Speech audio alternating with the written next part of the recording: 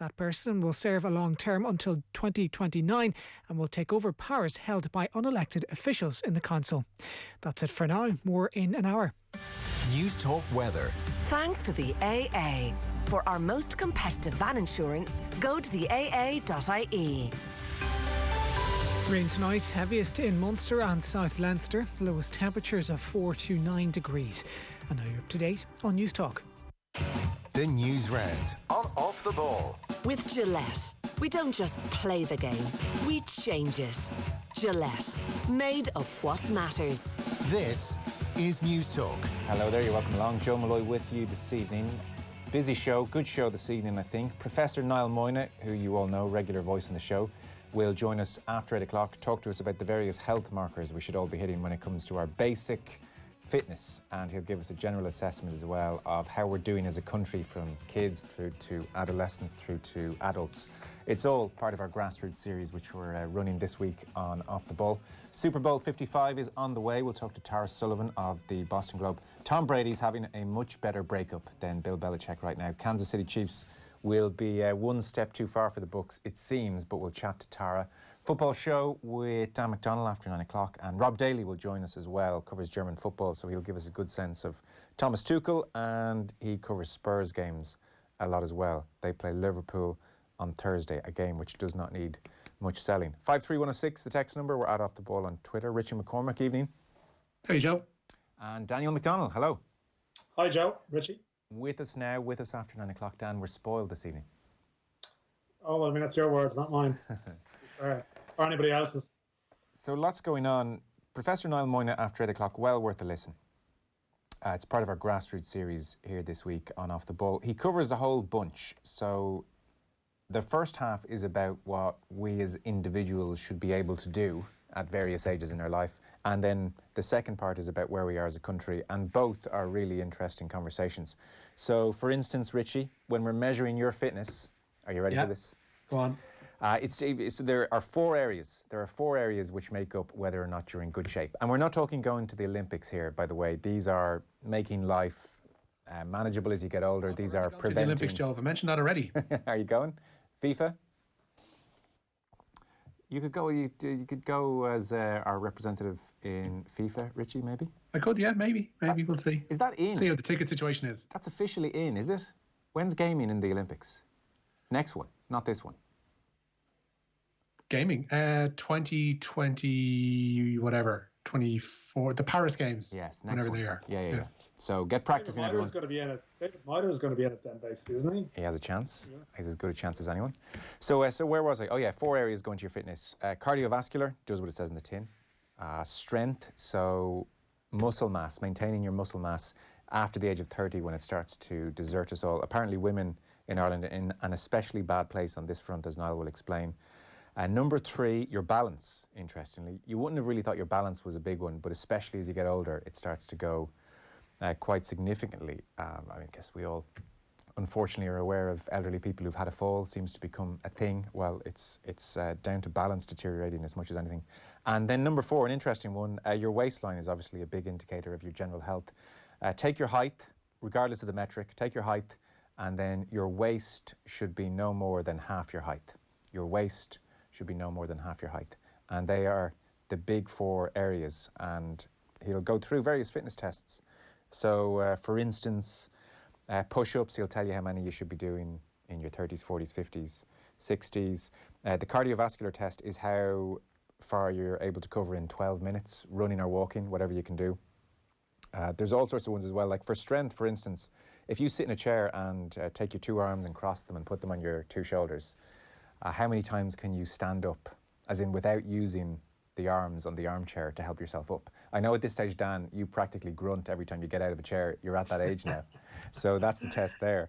And the other one, the balance one, so stand on one leg, close your eyes. You should, in your 30s, and this is just average, this is like baseline kind of stuff, you should be able to maintain your balance for 8 seconds. And try it afterwards. Not as easy as it would sound. And on we go all the way through. So I think like when you're in your 60s, you should be able to do it for 6 seconds. So it's quite interesting. It's a really good chat. Obviously, Niall Moyna's credentials are impeccable. He really knows what he's talking about. And then we'll get into the wider discussion of fitness and where we are and how we're doing. I mean, we're doing so-so, Dan. Some of the stuff was interesting. Basically, at primary school level, one in every five primary school children are overweight or obese, which is an improvement, by the way. We're going in the right direction there. I know it feels a bit doomsdayish, but apparently that's an improvement. And then at secondary school, like a lot of this we know anecdotally or otherwise, but the issue is drop-off, and it's a big issue. So, for instance, they looked at 30,000 students in 2017. And basically, and again, we're talking fitness levels here that help prevent diseases. That's the baseline, as opposed to go to the Olympics. So basically, 8% of girls at 12 have a fitness which doesn't meet the level. So 8% don't have the level which can prevent diseases. By the time those girls turn 16, just 4 years later, it goes from 8% up to 34, just explodes. Drop-off stops, PE stops, notes from parents saying, my daughter's not doing PE happens, all of that stuff kicks in, and it's tricky. And similar-ish story for boys, not as bad. And then adults, to round it all off, we should all be doing 30 minutes per day of exercise of some kind. I guess different varieties of exercise. You don't want to just walk every day. I know a lot of us are making do at the moment. This is more outside of COVID times. We should be doing 30 minutes exercise a day. 25% of us hit that. 25% of us are managing 30 minutes a day. Thoughts, Daniel? But I think it is obviously, I mean, it's very striking that we are in COVID times. And I suppose the question is this going to change any of our relationships with, I guess, our habits? You know, it's very hard. I don't know, everyone's in different circumstances, but, you know, I'm sort of like a lot of people at the moment, you know, you're looking forward to like your daily walk or your sort of your trip out, and you can't help but be struck. It's not exactly the most original observation of all time, but there's a lot of people out doing it at the moment, you know, and it's a different profile to, I almost feel like I want to go back. Well, I mean, for a lot of reasons, we want to go back in time, but, you know, you want to almost sort of imagine, was there that many people out walking and doing stuff and cycling, like, you know, in our good summers, you know, say, you know, good summers in recent memories when there was no COVID, because it is such a sort of a daily part of people's life at the moment. And you wonder if at some stage we gain some kind of normality, will that change? I think the next couple of years after that is going to be very interesting, because you actually see people out walking who probably, you can imagine that they weren't big time into it before, you know, and the amount of people, you know, who's taking up cycling now and various other pursuits. So it will be interesting to see if there's like a striking trend that can be maintained over a period of time, and will be, because we're having a longer lockdown experience perhaps than most, you know, will our trends be up in sort of 5-10 years in terms of where we need to be? We'll see, you know. I don't know, like, because we're all about of a similar age, I guess, and so it's natural that you sort of reflect back to your own experiences, and maybe our own experiences are all very similar. But like you talk about, say, PE there and like physical education, and certainly I remember when being in primary school and stuff like that, like it was always viewed as a treat, you know, and if things were bad, it might be like as a punishment, you might not get to do it, you know, and it was almost that sometimes like your sporting endeavors were viewed as sort of as something that, you know, it's been given to you rather than something that's very important for you. And that's like, I don't know, has that shift changed completely? And maybe, you know, back then, like people would go out into the sort of yard at lunchtime and in the evening and play sport all that time anyway. And maybe now people will say that's not happening as much because of technology and whatnot. I don't know. But certainly I've heard people talk about over the years how we need to treat, like, you know, PE seriously as something that's very important for our health. But I'm not sure if that has totally been the experience of a lot of people. And that from that comes the habit that people get out of it and don't want to do. I don't know. But certainly, my God, I think people now are probably doing exercise that they were never doing before. Yeah, well, I think now it's a refuge for a lot of people, isn't it? Not that anyone should feel too bad if they're struggling to find the motivation at the moment, because, hell, there's enough going on. But on the growing up experience, a lot of what you're saying tallies with my experience. I must say it got better in secondary school. We had a really great program, some great PE teachers. Mr. McGovern, Mr. O'Nocton had us doing all sorts, you know, like circuit training and learning about, you know, weight training, as well as trying things like volleyball, which was positively exotic in the 90s, or various Olympic pursuits, javelin throwing, all this kind of stuff, as well as your staple of football, hurling, rugby. And, you know, I'd say for a lot of people, if you weren't good at those 4 sports, you probably were given the impression that sport wasn't really for you, which wasn't a good thing. One of the interesting things at the moment, which is developing as a result of the digital revolution, as a result probably of helicopter parenting, and, you know, the days of go out and play and I'll see you when I see you are long gone, and they ain't coming back, understandably. University College Cork did a study, and they found that a lot of the motor skills generally mastered by 6-year-olds traditionally, things like jumping, throwing, knowing how to fall, catching, hitting any type of sports ball, you know, like I think of playing rounders and stuff growing up. I didn't do it in school. They're now out of reach for many children by the time they reach 12 or 13. And Professor Moyna, in his conversation later on, mentions Mick Bohan, the Dublin ladies football manager, who's a PE teacher, telling him that he has, you know, 12, 13-year-olds arriving into first year secondary school without those basic skills. And I suppose where national school PE curriculums let us down, we made up for them generally by playing, unstructured playing, you know, just falling out of trees, breaking bones, all that kind of stuff. And now we're not playing half as much, it seems, as kids. So the onus is now really going to fall onto national schools to sort out the physical education, literally, of kids, physical literacy. And at the moment, it doesn't seem... I'd love text in, by the way, 53106. I don't have primary school kids myself, so I'm flying a little blind on that one. But I'd love to know, are primary schools doing it every day? Like, is it still a situation whereby your teacher's interest in PE will dictate the quality of your PE? You know, I went through national school and it varied massively. If the PE, you know, if the teacher was into their sport and knew a bit about it, PE was good.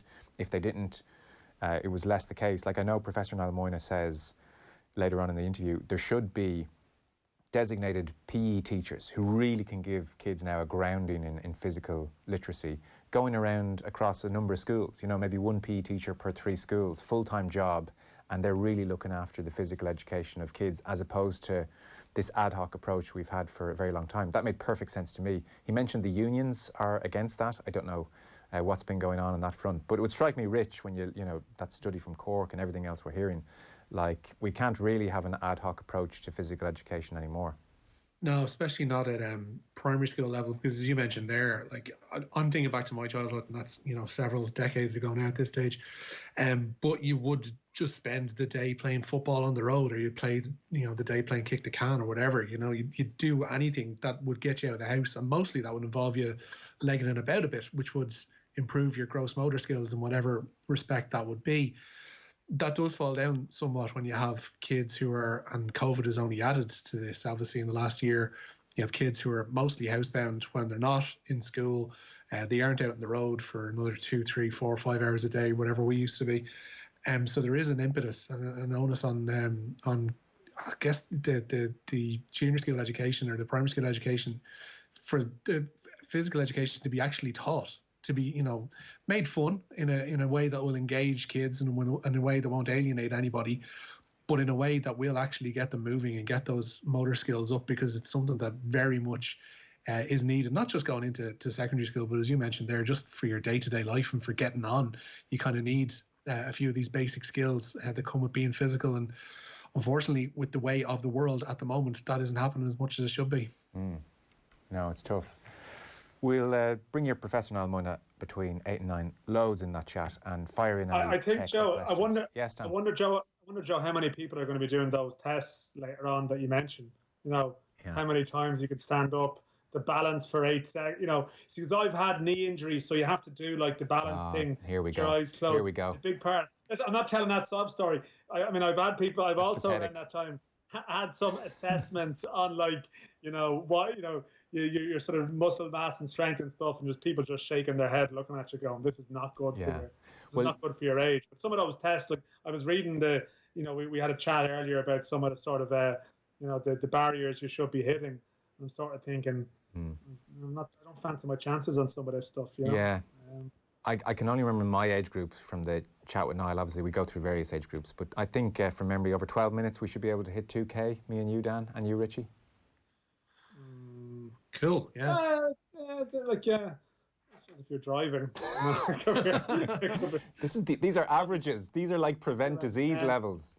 No, I think I think people are probably, yeah, it's true. Like a lot of people our age are getting into the cycling and stuff like that now. I haven't necessarily gone there. I know you're out and about on the roads on your motorized bike sometimes, Joe. You know, I'm not sure if that's as good for you. It probably is in some shape or form. Is it? You know, No, it's not. It's definitely not. I'm presuming it might be. Texting, I'm a secondary school PE teacher, and I notice every single year that those fundamental skills are getting worse and worse. Geez, that's a grim text to get in. What's worrying me is that these trends are usually noticeable every 5-10 years, but it's noticeable every single year now. Like, very noticeable, says that texter. Yeah, I mean, we're going to have to get ahead of it. The way Niall summed it up, and he's a great man for digesting lots of complex information. And I said, so where are we as we were departing the kind of kids into adolescence conversation? And he said, look, honestly, 75% are actually okay. 75% kids are doing okay. He said the other 25% are going off a cliff, like it's chronic. And we're going to spend 90% of our health budget on that 25% in 30 years' time. And we need urgent action. So that was the way he put it. But yeah, so cardiovascular, your ability to run, your strength, your balance, and the waistline height ratio were the 4 he picked out. By the way, in the strength one, like he really wants to get the message out to women about weight training and how it's so important and it's so neglected. And I wasn't surprised to hear that. I don't think women, young girls, were ever encouraged to do weights or told about the importance of weights. I think lads often, at some stage in their teenage years or 20s, get drawn to the weights room in the gym. It strikes me as a pretty intimidating environment for lots of girls, women going in there, but like it's massively important. And so he'll detail what you should be doing if you're 30, 40 years of age, female, and you've never done any weight training, and he'll explain why it's so important. That's on the way between 8 and 9. There's loads of texts coming in on this, and I'll get to them in a moment, but we should start our news round, which is, as ever, Richie, with thanks to Gillette. We don't just play the game, we change it. Gillette, made of what matters. More good news. Yeah, the extension of level 5 restrictions into early March will have a knock-on effect on the inter-county GAA season. The Allianz Leagues were due to commence in the final weekend of February, but they now won't get underway until late March. At the earliest, the All-Ireland finals could also be moved from July to August. That's to ease the backlog of fixtures that is sure to come with restrictions in place as they are at the moment. GAA suspended all activities, even though elite activities are allowed under level 5. They've decided they want to wait for case numbers to come down before they recommence, but they haven't given an exact number on what they will be. Yeah, by all accounts, it was a fairly gloomy press conference today. I saw Leo Varadkar last night, and we're in a tough time, it seems, for the next while. So hang in there, everyone. Sport's going to be affected for sure. There's a text in here from somebody, I won't name them, but I can verify this person. So he says, my daughter is in first class when she was in senior infants. So we're talking about now. This is what's happening in Irish national schools now. When she was in senior infants, I'd say she did PE once every 3 weeks. Once every 3 weeks. The teacher just didn't enjoy it and always seemed to fill it in with something else. It did my head in. This year the teacher is sporty and my daughter hasn't missed a week. So my experience would be it's still very dependent on the teacher. Like that should just be setting off alarm bells at government level and within, the teaching fraternity and every parent listening. That's crazy, Dan, that's a situation. That a senior infant's child in Ireland 2020 is going 3 weeks without PE because the teacher's not that into it. Yeah, and as I say, like the story tallies, as you say, like at national school, it can be very dictated by your teacher, and maybe we just got away with that for years because, as we've mentioned, like your habits were to be out and about at break times or an even time or whatever, just out in the street. Now you don't have that. As I said, it's no longer, it's not a luxury to do it. Like there's always that sense that this is a treat, because PE doesn't, your PE in school never really brings you to some sort of academic thing, when maybe it should at secondary level as well. I mean, that's obviously one way of, that doesn't happen now in any sense, does it? There's no real sense of, like, that you can incentivize it in some shape or form, because sometimes it feels like the education, sometimes it just, system thrives off what's incentivized, whereas, well, it's just crazy. Like, I didn't realise it was that grim out there at the moment. We'll get on, I mean, she's got her hands full, to be fair, but we'll get on to, we'll get on to Norma Foley and, no, not the teacher, I was going to say, we'll get on to Norma Foley and just ask her on and just say, look, we've had this text in, explain, because I think we have to be having that discussion. if that's what's happening out there, especially in light of what Niall Moyna is saying about 25% going off a cliff. So that is something we'll pick into in due course and offer Norma Foley an open invite to come on and give us her thoughts on where we are. Rich? Yeah, Thomas Tuchel confirmed as the new Chelsea manager this evening. The German has signed an 18-month contract at Stamford Bridge with the option of an extra year. He replaces Frank Lampard, who was sacked yesterday after 18 months at the helm. Tuchel's first game in charge, and it's believed he's already taken training, will be tomorrow night at home to Wolves. We'll be talking Chelsea later on this evening. Dan and I with you on the football show after 9. There are matches this evening, Rich. Yeah, there was a 6 p.m. start to half of tonight's Premier League games, so into the second half in both of these ones. Crystal Palace taking on West Ham in what's been a rather eventful London derby so far at Selhurst Park. Let's get an update from Nigel Bidmead. It's Crystal Palace 1, West Ham United 2, as it was at the break. Both sides have had a chance since then. A couple of minutes after the restart, Will Zaha got in, fed by Eze, but 2 really good blocks from Fabianski denied the Ivorian. And then Gaeta, the Crystal Palace goalkeeper, has just pulled off a terrific save. Benrahma getting to the byline for West Ham, pulling it back. Mikel Antonio with a firm contact. It was close range, and Gaeta somehow kept it out. We've also had a clash of heads between the 2 Crystal Palace centre-halves, but they're still on the pitch. Crystal Palace 1, West Ham United 2. Plenty as well at St James's Park. Newcastle fell behind to a Rafinha goal at St James's inside the first half, but they've equalised in the past few moments, adding hope to the fact that they might end their run of 8 Premier League games without a win. But Leeds have just gone back in front, so 63 minutes played at St James's. It's Newcastle 1, Leeds 2, and West Ham in the past couple of moments as well have just added a third to their total at Selhurst Park. Now Crystal Palace 1, West Ham 3. We should mention that Mipo Adebayo, the Tala teenager, is on the bench for the Hammers tonight. James McCarthy among the subs for Crystal Palace. Manchester City have the chance to go top of the table tonight with a victory away to West Brom from 8:15. City manager Pep Guardiola full of praise for tonight's opposite number, Sam Allardyce. So it's not easy to take over a team during the season, but against Wolves, against Liverpool, against get some other clubs get a good result. In the past, West Bromwich draw here in Etihad Stadium, draw against Chelsea. Like you said, so Sam Allardyce is a genius to take these teams when everybody believe it's over and get results. So, and when it happen once, twice, 3 times, you can say, okay, it's lucky, but it's not the case because I've done I don't know how many times. So, but in the same time, so no much time for the tough game against Cheltenham, but today the training session was really good, and optimistic to take a bus tomorrow, travel to West Bromwich, and try to do a good game. So some texts in. Loads of reaction actually to this, loads of people with opinions. So for instance, I want to give various views. This is from a primary teacher of 16 years and an under-10s girls GAA coach. Lads, don't sound harsh, but this is lazy journalism on your part.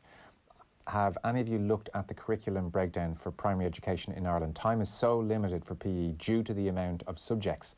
I'm not denying the issues, but it's too easy to blame teachers and national teachers in particular. Well, I mean, 2 points to that. One, it's very clear even based on the texts that a national school experience of PE is very dependent on the teacher, and that shouldn't be the case. So there are children out there whose teacher is into sport, and then there are children out there whose teacher is not into sport, and we can't have that. You know, that's just madness for obvious reasons. And the second point to make is, and it's the point Niall Moyna is making, is physical education is now so important, it should be guaranteed time in the curriculum. You know, we can live without certain other things. That's my point, exactly. We can't live without our health. Yeah, it's not a luxury. That's my point. It's not, it should be part of that curriculum. That's the point. And on top of that as well, Joe, you mentioned whether or not it depends on a teacher liking sport or not. The actual element of sport shouldn't necessarily enter into it at a primary school level, particularly in the first 4 years. Yeah. It should just be about getting the kids into a hall or out in the yard, whatever it happens to be, and getting them exercising in some way, shape or form and teaching them how it benefits them. Yeah. Like it's a case of educating them towards physicality. It's not a case of sport or not, or making them go to football or making them go to camogie or whatever it happens to be. It's just getting them active and teaching them the importance of being active. And once you have those two things going side by side, you're going to be in a far better place. I find it's strictly not about playing football like at that age. Yeah. Like that's the opposite of what you should be doing. You should be, as you said, in a whole little hula hoop thing for a bit of fun. You have to catch a tennis ball. You have to jump over a little bench. You have to crawl through something. Like make it an adventure. Do you know what I mean? Like it's about physical literacy. It's about moving. But delineating it from sport needs to be important as well there, you know? Yeah. Lads, it's not the school's job, it's society's job. Remove the cars from the streets and let the kids play. Too many cars on the road and roads aren't available to play on. Kids don't walk because it's too dangerous. But don't try put it in someone else. The schools have enough to do, says Jason in Galway. I think we'd all disagree with that, frankly, Jason. There were cars on the roads in our day. It's not about the cars. To be fair, there are more cars on the road now, but we're not going to be able to move them just because our lad wants to play football. Like it's not a magic bullet that's going to happen. No, and I got to say, if I was 12 and there was the opportunity to have an iPad, I'd be staying inside more as well. It's about that. It's about parents not just, understandably, not just saying to their kids, look, go off out of my sight, go and play, get into mischief. Parents, that ship has sailed. That's not coming back. So that's why it falls back on the school system. And the point, Jason, is you set aside the time, you put in the time, you'll see the benefits, and you're not going to have, as Professor Moynihan says later on, 25% of kids going off a cliff and costing the taxpayer billions down the line, and of course their own quality of life suffers so much. Michael and Cork, Joe, in secondary school you could tell the specific girls who enjoyed PE and those who didn't. The issue was there was no set structure for PE, and the boys mainly wanted to play football and GAD. The girls who didn't would just sit there. Why not let them go for a walk together, Michael and Cork? 100%. Professor Moynihan makes that point as well, that there's got to be different options in PE where possible, even if it is just going for a walk. Lads, 2 years ago, this ties into PE's place in the curriculum. 2 years ago, we had the bad snow, the freeze, and our kids' school was closed for 2 weeks due to a burst pipe, no heating. When they reopened the school, they said that my son in first class would not be doing PE for the rest of the year as they needed to catch up on the religion curriculum. I mean, so that's the issue, Dan. You know what I mean? Like, that is the issue.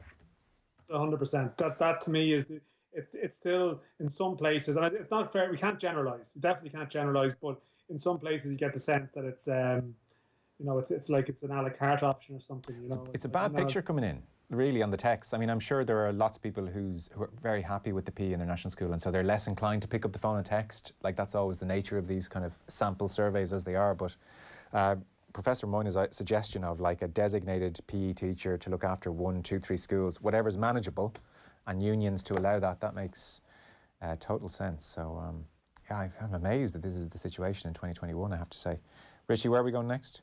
The Premier League have confirmed that the goal scored by Manchester City's Bernardo Silva against Aston Villa would not be allowed to happen again. Silva gave City the lead 11 minutes from time, aided by Rodri, who was returning from an offside position. Both the Premier League and IFAB say the situation will not be allowed to repeat due to a new interpretation of the offside rule. While also underway at 8:15 tonight, a rerun of one of last weekend's FA Cup fourth round fixtures, with Southampton playing host to Arsenal. Elsewhere, Afghanistan completed a series whitewash over Ireland in Abu Dhabi today, set a target of 267 in their third and final one-day international. Ireland lost by 66 runs. Paul Sterling, though, top scored with 118, his second century in as many matches, but Ireland lost their final 3 wickets to successive deliveries. Afghanistan end the series with a maximum 30 World Cup qualifying points, with Ireland coming away from the Middle East empty-handed. And good news from Joey Carberry today. He has taken some part in Munster training as he continues to rehab a long-standing ankle injury. Carberry hasn't played in just over a year after undergoing surgery to that problematic joint. However, Munster will be without both Reece Marshall and James Cronin for Saturday's trip to Benetton, and they also have something of a scrum half crisis with both Craig Casey and Conor Murray called up to the Ireland squad. Okay. Do you want to give us one last story, Rich? Paddy Murray to stay on as Cork Camogie manager for a 10th consecutive season. He's led the county to 4 All-Ireland titles in that time, the most recent of which was in 2018. And Aoife Fitzgerald will be in charge of the Cork footballers for a 6th season. He took over from the late Eamon Ryan back in 2016. Okay, very good. Dan McDonnell, I'll talk to you after 9 o'clock on the football show. Richie McCormack, thanks as ever. Talk to you tomorrow. We're taking a short break here. That's your news round for this evening. Tom Brady, still fit at 43. I think we can say that much. We're talking about him next. We've had some great days and great nights and good memories. I hope that the people of Ireland have got... I know that they've got the memories. I know they cherish them, and I know that they've enjoyed the days that when they've done